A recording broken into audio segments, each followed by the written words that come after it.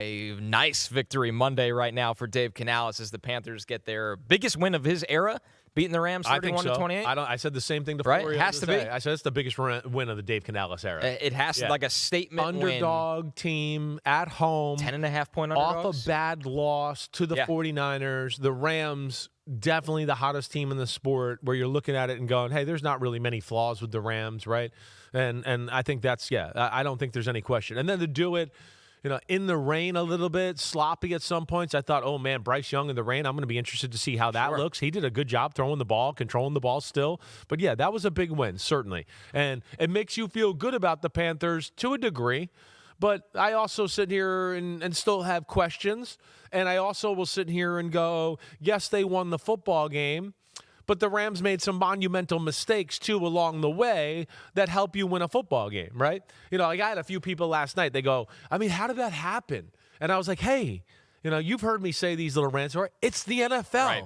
When you throw an interception going in the end zone and when you throw a pick six, I don't give a shit who you're playing. The game's going to be tight. Right. This isn't like it's Ohio State versus Northwestern, Louisiana, Michigan, Western, okay? This is the NFL. You make those type of mistakes, all of a sudden you're in a ball game. I don't give a damn who you are, and that's what I think we found out yesterday a little more than anything. And those mistakes came back to hurt the Rams in a big way. It's so funny because all week the Rams were everybody's, undeniable best team in the NFL, which I don't think is a crazy take at all still today. Right, exactly right. Not at all. They were on a 6-game winning streak. Yep. The Panthers were 10.5-point underdogs in this game. They looked awful the previous week, and it's been a season of highs and lows for the Panthers.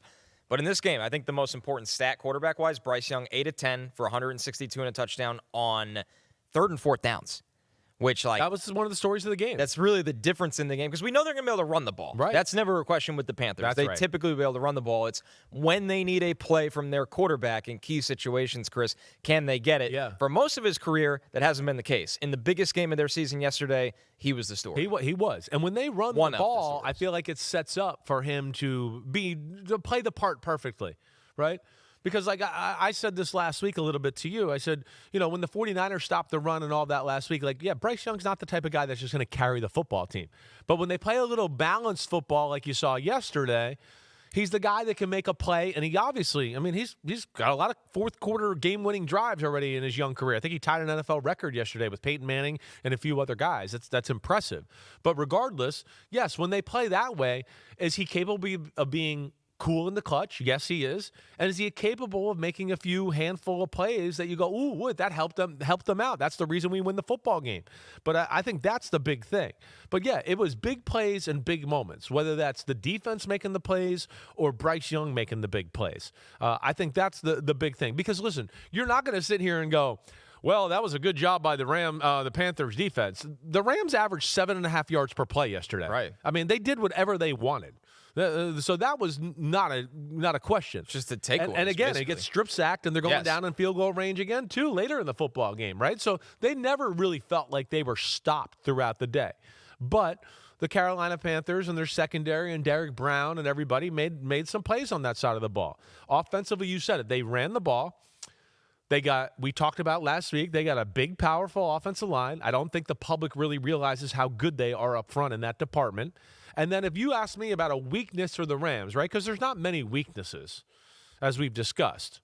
But this, to me, is part of the game, too. The Rams are really good. They jump out on a lead. They get up 14-3 or, 20-10. Yeah. And then it becomes, we have to throw the ball a little more than we'd like. And they have the type of front that's chaos creators, Byron pass Young, rushers, right? Yeah, pass Brandon rush first. Fisk, Jared Verse, right? So it's like, oh, gosh, they're just creating chaos and they're athletic as hell. But if there's one thing I look at to go, here's the one little issue that I don't think they don't have the biggest front in football, right? So if you can get a little run game going and get them to calm down with all their stunts and twists and all that stuff a little bit, I do think you can push them around, right? Kobe Turner's their defensive tackle. He's 290 pounds. That's not big defensive tackle by NFL standards. Poona Ford, he's 310? But he's 5'11". He's a tree stump. And he's a tree stump. And he's not necessarily in the prime of his career anymore. So that's where I just go. And the guys behind them are not necessarily a huge guys either. So that's just one thing I say you look at. But why I say all that, okay, so yes, the turnovers help. They run the ball. And then you mentioned the fourth down plays, right? They had 10 combined third or fourth down conversions. 4 out of those 10, they ran the ball on some like 3rd and 4s. On a 4th and 3 or 4 at one point, they ran the ball. And we showed some plays last night on Football Night in America. I mean, to throw 2 touchdown passes on 4th down, right? He throws the one to Braylon Coker, right? Jalen Coker. Jalen, sorry, not Jalen. Jalen Coker up the right sideline. It's 4th and 4, but the Rams have like 8 people at the line of scrimmage. Right. They're worried about, they could still run for 4 yards up the middle on us and get a first down. I think it was 4th and 3, excuse me there. But he throws the go route, boom, right on the money, touchdown. So, again, the run game and the fact that the Rams were worried about that was a big factor. The 4th down touchdown later in the game to T-Mac, Tetairoa McMillan. Again, I think that was 4th and 5.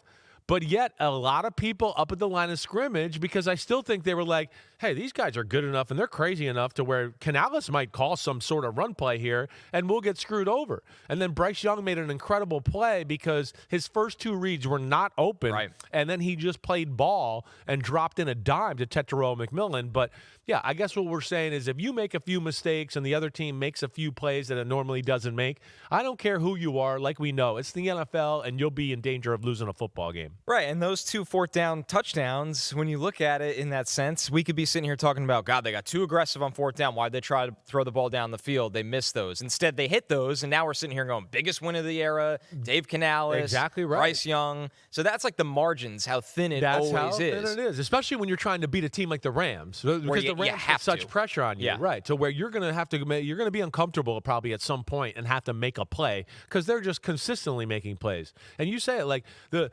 Jalen Coker throw, right? That one-on-one gutsy throw against Emmanuel Forbes, who we know can run.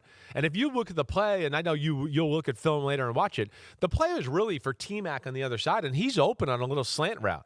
But he made the decision before the snap. He wanted to take the one-on-one, and he hits it and makes the big play there. Big win for them. I don't know how to feel about Carolina. I know they're in the mix of things.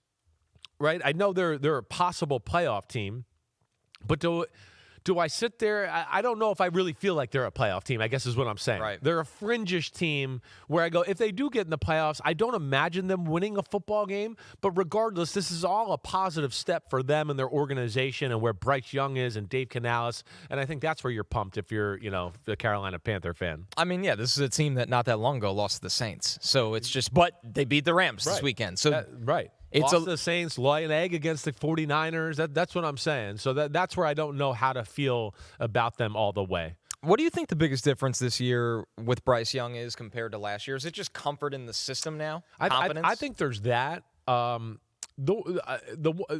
Matt Casey, producer of our Sunday Night Football Night in America show last night, he wanted me to explain that last night.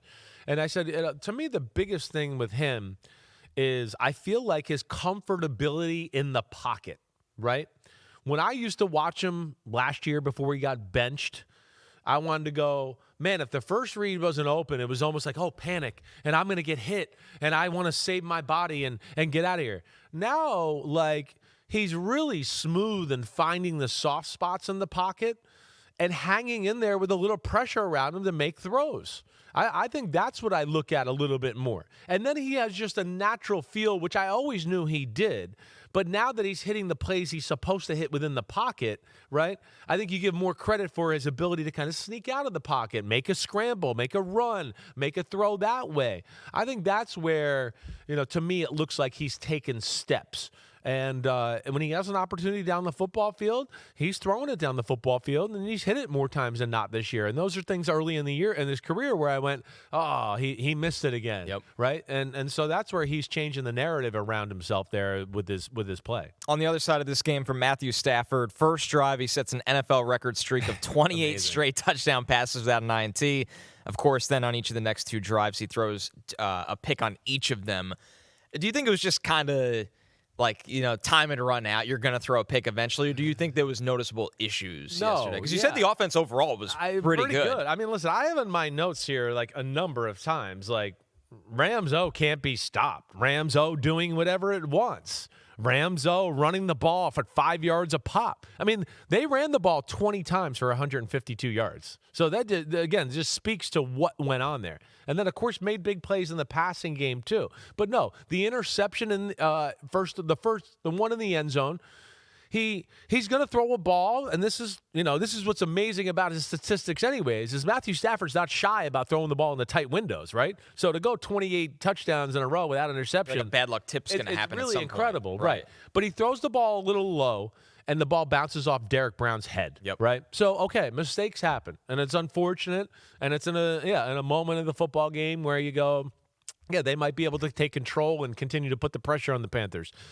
The second one, the pick six, that's just a good corner, and he's late with the football to the sideline. And Michael Jackson makes a nice play on it, and we saw, last week too, he's got good ball skills. He's a good corner, and he goes to the house that way, and that really felt like it kind of changed the whole dynamic of the football game. When that happened, you went, whoa, okay, this game has a chance to be close. Maybe Carolina can hang in there, right? And then they consistently kept moving the ball throughout the day as well. It just feels like Carolina more often than not. They're one of the ultimate script teams. When they get out in front, they can play their brand of football. Yeah. But when they're in that kind of hole, or the Niners game just felt That's what I mean. They have stuck in the mud. We said it last week. The game has to go a certain way for Carolina. Right. And yesterday, even though their defense didn't play as good, it went just the way they wanted it to on the offensive side of the ball. And then the fact that their defense can make a few plays, they get the victory, and they're right in the thick of things in the NFC South. Last note from this game, Davante Adams, the third player in NFL history with 14-plus receiving touchdowns through 12 games with the team. Obviously, 2007, Randy Moss with the Patriots comes top of mind, but also 2004, Terrell Owens with the Eagles. He's looking to become the first player in NFL history to lead the league in receiving touchdowns with 3 different franchises. That's he did amazing. It with the Raiders in 2022. He did it with Green Bay in 2020. And he has passed Antonio Gates for 7th all. Well, this is where the league has changed, right? I like this stat that you just told me, right? Because, first off, to compare Davante Adams to Randy Moss or Terrell Owens in those years is freaking insane. Like rare company. Because and this is where people have to realize receiving and quarterback stats are so out of whack compared to even 20, 25 years ago, even to 10 and 15 years ago, right? I mean, Davante Adams, the majority of his touchdowns are 4 yards or less. And we're in an era where a lot of teams throw the ball down there now.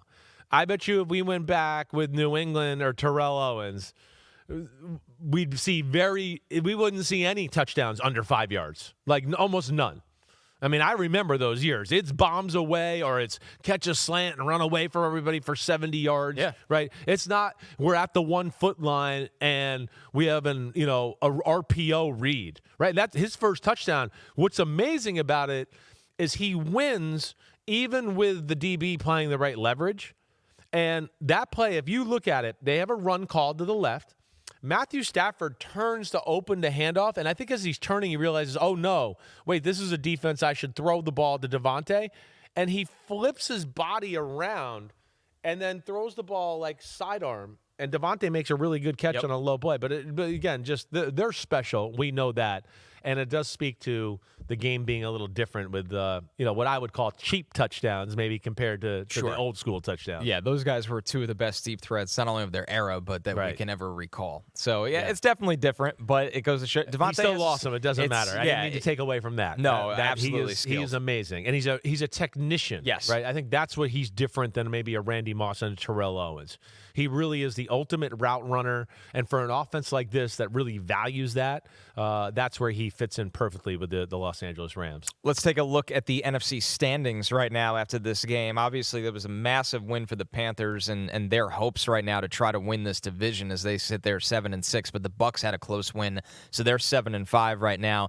How about the number 1 seed Chicago Bears after Friday? The whole weekend just threw everything for really Tizzy. Did. I mean, it was Thanksgiving, and it just seemed like some teams stayed in Thanksgiving mode, and we're still sluggish and eating turkey and stuffing and whatever. But what a crazy altogether weekend of the NFL where, Yeah, again, we went in going, all right, the Rams are definitely the best team. Philly's definitely the second best, even though they lost last week to the Cowboys, right? The Bears, we were like, they've showed up, but man, I mean, I don't know if they're ready for this kind of test here. When's the bottom going to fall out on the Bears? And they dominate the game. Right. I mean, dominate. Should have been winning by more than what they won, and we'll break that down later. But yeah, the NFC, the whole league in itself is very rare that this late in the year. I mean, there was teams where I went, they're definite Super Bowl teams, and I'm going, wait, I'm not sure if they actually are. And I'm usually pretty spot on. People that listen to me on the regular know. Like by this time of the year, I usually feel like, oh, this team can go to the Super Bowl, this team can't. And I feel like I'm a little indecisive about a few teams, which I rarely am going into December. I mean, just talking about this weekend, underdogs were 7-7 straight up. That's amazing. Not spread. Right. Just straight up. Right. So for this point of the year, usually you start to have a lot of gimmies. Like there's no way this team's going to win. They just stink. There's no, even when you think of the Saints yesterday, and we'll get to the game, but like they could have won, and this could have been obviously 8-6. I told Foria last year I was sitting here. We knew Kansas City was good, but I already knew, and I was saying it, and Pete Demolitolitis, who's listening on the other end and producing our show right now, I'll tell you, I was going, the Eagles are the best team. The Eagles are the best team. And as long as they don't mess it up, they should win the Super Bowl.